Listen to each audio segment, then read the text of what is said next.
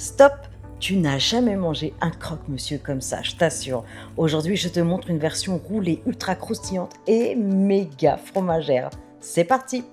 On commence avec du pain de mie. Alors du blanc, du pain de mie complet, du pain de seigle, comme tu veux.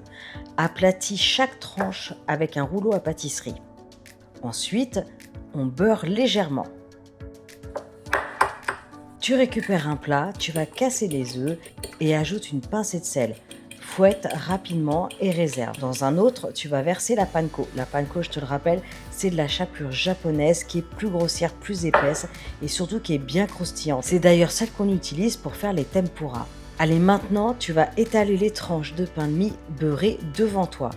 Ajoute du jambon, si ça dépasse un peu, tu coupes et hop, tu remets le reste de la garniture au centre. Tu vas ajouter ensuite le fromage de ton choix, des tranches de comté, des tranches de gruyère, d'emmental, de mozzarella, ça peut être du fromage de chèvre, vraiment fais-toi plaisir. Et là, tu vas venir rouler le tout, c'est important, bien serré. Une fois que tout est préparé, tout est roulé, tu vas tremper dans l'œuf, tu égouttes légèrement et ensuite tu vas venir bien rouler le tout dans la panko. Tu les réserves au fur et à mesure. Allez, maintenant, on passe en cuisson. Dans une poêle, verse un peu d'huile et fais chauffer à feu moyen. Je te conseille plutôt une huile à friture, comme ça évite qu'il y ait trop d'odeur.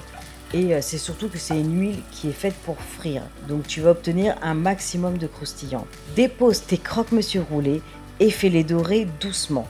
Tourne-les d'un quart de tour à chaque fois pour une cuisson bien uniforme.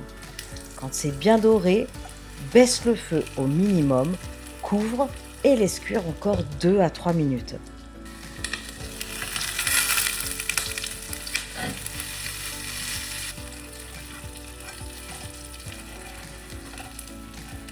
Le résultat, un croque-monsieur ultra croustillant à l'extérieur, fondant et coulant à l'intérieur.